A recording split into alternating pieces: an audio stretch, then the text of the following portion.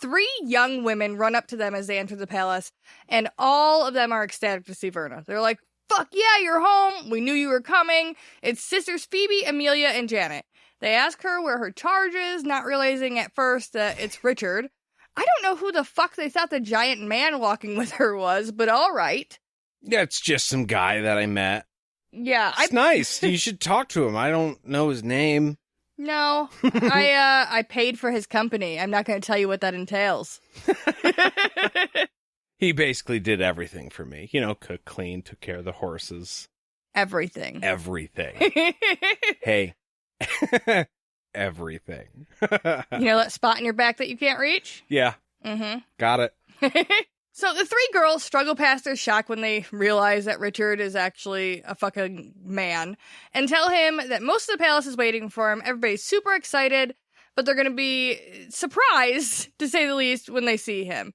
They go on about just how big he is, like he isn't there, and it makes Richard super uncomfortable. Yeah, I always hate that. I mean, not that that specific thing happens to me at all. Oh, look how big and handsome he is. And I'm just overhearing this for some reason. But whenever somebody talks about you in a room, it's always weird. Yeah. Like, I could chime in. Hi, over here. You could compliment me, like, to my face. If you're going to talk about me, or if you're going to talk shit, we can fight. I'll tell you when this happens. It's when you have your yearly review at work. Now, I don't know how I don't know how everybody else's job goes, but I go into a room with 2 or 3 other people. It's not a one-on-one thing. So one of them is like, HR, one of them is the upper boss, and then one of them is your supervisor. So they talk to you, they ask you a few questions, and then they all turn and just start talking to each other about your performance this year without asking questions. They've asked the questions, and now they're just discussing, and it's always like, yeah, no, I'll just sit over here. You could at least, because you can hear what they're saying, but they're not talking to you, so they're not projecting either. So some of it's a little quiet, and you're like, what are you writing down there? It's the worst. Yeah. No, I don't have that experience, but I can imagine how terrible it is. It only ever happens once in a year, but every year it catches me off guard. Like, I hate this situation. I also thought it was funny that they kept bringing up the younger girls being, like, super happy about it. And I was like, what kind of big are we talking about here? Because no wonder he's fucking uncomfortable. They are his first stands. Yeah. They're like, he's a man. But, like, as uncomfortable as that situation can be, I do have something that makes me quite comfortable. Yeah, you have something that helps ease uncomfortable situations? Mm-hmm. Just calms my nerves and puts me in a place of goodness. What's that? I mean, it's beer. It's the beer break! You had to have known that. So, tonight, we have Mango Gold. Yeah, we do. From the Mitten Brewing Company. It is a tart wheat ale. It's a sessionable wheat ale with tart and sweet mango flavors that taste like summer.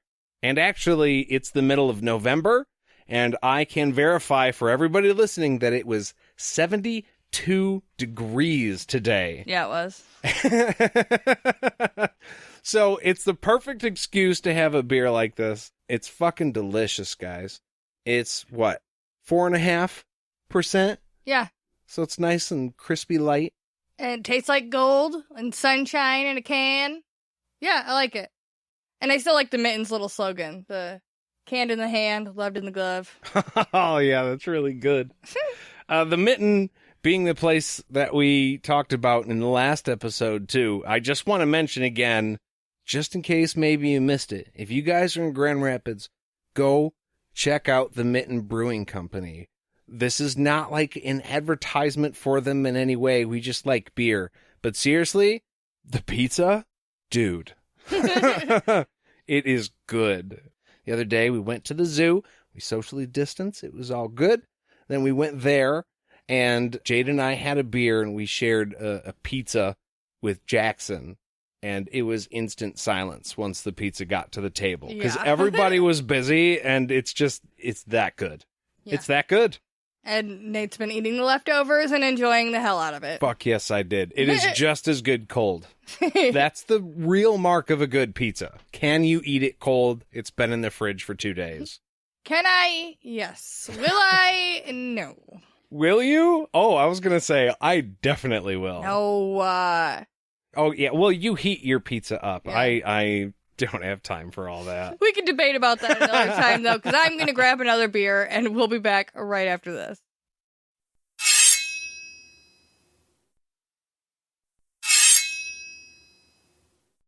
And we're back. So, that's when they get serious on the news. Phoebe finally recognizes how rude it is of them to be talking about Richard in the way that they were, and they just changed the subject. Never mind including him in on the conversation, they just talk about something else. Yeah. Verna asks about the soldiers, and they tell her, oh, the government was, overthrown a little while back. Super casually, by the way. By the Imperial Order. And now, there's an emperor, because that comes with a government overthrow most of the time. And they're not very concerned at all. And they're just like, yeah, the government comes and goes, and the palace will always be here, so it's fine. Considering what we know of the Order's, grand plan overall, though, they should probably be worried. Yeah, oh, yeah, like you're on a little island by yourself. If And- they want to take over your palace, they could probably do it. So, are you not in line with these people? Are you being left alone? There's a lot of questions. Well, and they're magic, and apparently, the Imperial Order doesn't like magic very much, so it's probably not great, Ugh, in a sea of the enemy. right? So Richard is treating this like enemy territory and keeping the sword's anger out as they enter this room filled with people. There's women dressed in all different types of fancy clothes, and there's men and boys dressed in, everything from robes to fancy-ass jackets and shit. And they're just standing around the room, and everybody's applauding as they come in. It's the weirdest thing to be applauded for, at least in the way that Richard's looking at it, because they're walking in this room. He's like, I am a prisoner. I don't want to be here. And they're all like, yeah, you got the guy. Fuck yeah. You're a prisoner. Yay. That's the way he's looking at it. Like, fuck all of you people. Yeah, which, I guess isn't necessarily the wrong way to look at it. No, it's the right way to look at it. I mean, prisoner. I think if he was a 10-year-old boy, it would probably just be, embarrassing, but, exciting. Ooh, everybody's clapping at me, so you don't think about it that way. Yeah, I don't think there would be added layers of awareness. Yeah. I don't really have a choice to be here. They are going to use pain if I don't do what they want. And, those aren't good things. And those are what Richard's definition of being a prisoner is. Right. So he can't get past that. But no, you're right. A 10-year-old kid would be like, oh, my God, they're cheering for me. Fuck yeah. Especially because what Verna tried to do to Richard before they came in would happen to a 10-year-old, but he wouldn't be able to argue back about it. They would just get gassed up before they went in there. Yeah. These people are going to be so excited to see you. You need to be happy and excited to see them. Everyone's going to be happy. We're going to have a fucking feast. It's going to be awesome. And they'd be like, fuck yeah, I want some cake. All smiles. Yeah. Who the fuck doesn't want cake? Do you have cake, Verna? If you don't, then you shouldn't have brought it up. Yeah, why'd you bring cake? Because I want cake now. And more beer. So Phoebe announced Verna and Richard, who gave his last name as Cypher instead of Rawl. Weird. Yeah, especially because he spent most of this book so far being like, I am Raw. I can't get around it. I'm accepting it. Not to these people, apparently. He noted that the sisters had a large age range from old to barely old enough to be called a woman. And they're fat, skinny, all different hair colors. Basically, people are different. And there's lots of them here. Huh. Weird, right? Amazing. He notes one woman in particular, Blue. The lady with the violet flecks in her eyes, Yeah. And as he is a seeker, he also takes notes of the exits, the layout of the room, and where all the guards are. He's so fucking tactical. Yeah. I mean, that's exactly the thing you want to do. I'll put it this way. If you are planning on possibly having to fight and or make an escape, this is essential before you start fighting. Because in the panic, you're not going to think, okay, what is my best way? You may accidentally run deeper into the palace. You don't want to do that. So the fact that he walked into the room and went, okay, I can get out there, and there. He's ready for a fight. Yeah. He's like, if it goes down right now, then cool. And we know that he's already drawing on the magic of the sword. So he's amped as fuck. Yeah, he's ready to fight. Bring it on. Please talk back to me right now. Half cocked. Yes. Ready to go. Yep. Yeah. Don't know how much farther I'm going to follow you down this road. So Pasha Mays comes out of the crowd, speaking of being half-cocked, and gets all weird with the creator. It gets all weird with him, saying the creator heard her. So Pasha tells Verna that she's placed in charge of Richard, and I'm sure Verna is internally sighing with relief. Your problem now. Yeah. Na. He's the bringer of death. You go ahead and hold on to that collar, honey, and have fun. Pasha then goes on to immediately treat Richard like a child and try to take his sword away. Now, we know Pasha really just wants to do a good job.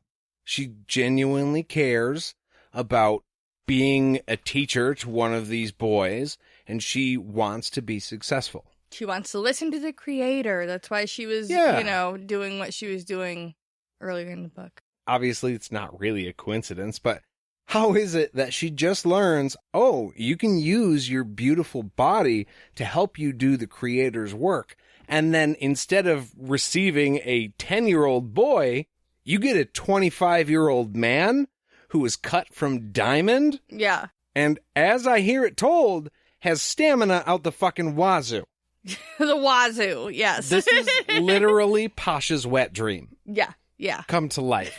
Come to life. Dear fucking penthouse. But she doesn't exactly give the best first impression. Like, this isn't the way to start shit with Richard, of all people. Whiffed it. Yeah. Richard immediately is like, I don't want to deal with your ass. Bring me to the prelate. And Pasha is like, hey, that's not how shit works around here. I'm pretty sure Verna probably told you about that.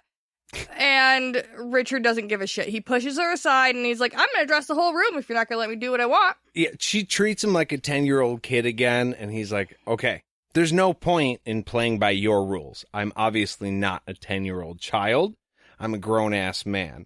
And I am going to cause some really big waves for you right now if you don't try and help me at least. And she doesn't try and help him at all. Right. So he takes matters into his own hands. And I like that he uses the adventures of Bonnie Day and like the knowledge of the sword. He knows that he has to do something. It is on him. To remain silent is acceptance, like of where he is in a situation, and that's not okay. So, fuck him. Right, and he has no other options at this point other than to lay down and just take whatever the fuck they're going to do to him. Attacking is the only way. That's what he's been taught so far. Right. So he tells them that as long as he has the collar on, they are fucking enemies. Right now, there's a truce, okay? You guys are going to teach me how to control the magic, and then you guys are going to take the collar off. And as long as we are somewhere between point A and B, everything is copacetic and we can be fine. Mm-hmm.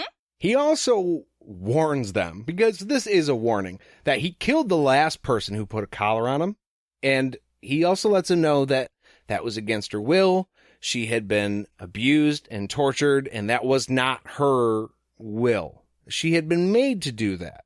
She differs from you guys because you guys just think it's your right to do this to me, which, if you needed a reminder, it's not. So, yeah, fuck off twice. And then he takes a real dig at him. He's like, so basically, I think the only people that would actually do this would be the Keeper's disciples, because you are all terrible people. Yeah. I mean, I thought it was funny because, he's not wrong. No, he's not. There are them in there. But I also think it's interesting because he's telling them, I killed the last person who held me in this collar and hurt me. And I didn't really want to do that because she was fucked up and she didn't really want to do that. So even though I killed her and I didn't like what she was doing, I have pity and, like, I understand why she did that. You guys, however, fuck you guys.